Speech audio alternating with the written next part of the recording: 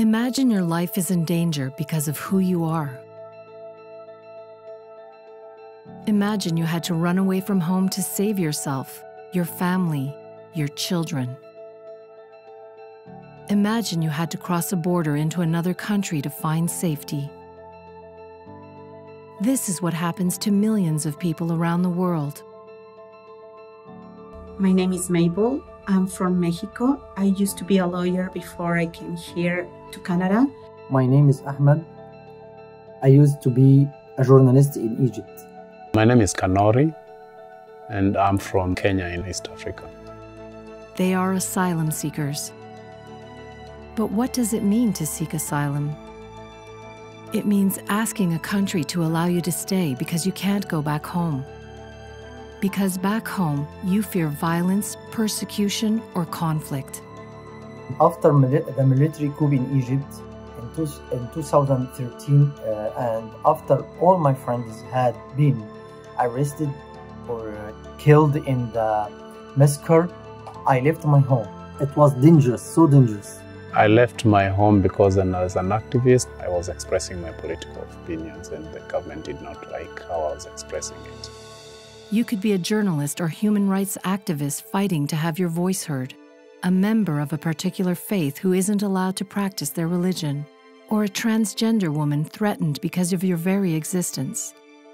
And there's no other option left but to find safety elsewhere. I had to leave everything behind, right? My life, my family, my career, my past, my home. Start a new beginning here, so it was so difficult for me. Everyone has the right to ask for protection. And it is a right guaranteed by the 1951 Refugee Convention, a legally binding agreement adopted by the international community following the Second World War. Every country must provide safe haven to those forced to flee, and countries, including Canada, recognize how hard it is for them to arrive at their borders. No matter how they come, they have the right to claim asylum. I just take my suitcase and my son, and I came here. And I had to leave behind my books, and I love to read, and all my things are there. If you were running from home out of fear, would you have time to gather your belongings and organize your paperwork? Most asylum seekers don't have time to apply for visas or plan their travel.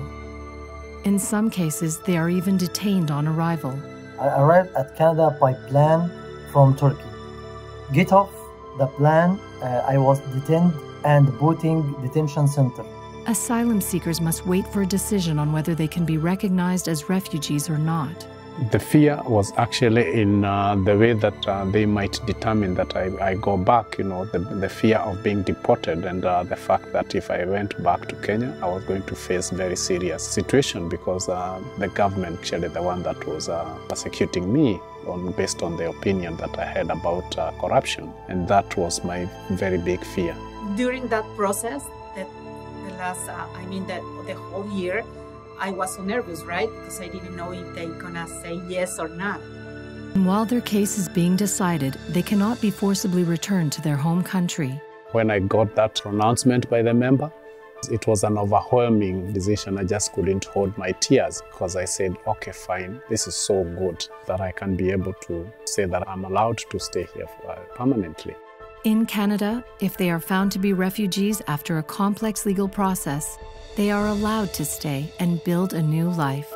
Right now, I'm studying at McGill, and I have a dream to take a master's degree in public administration and the government from McGill.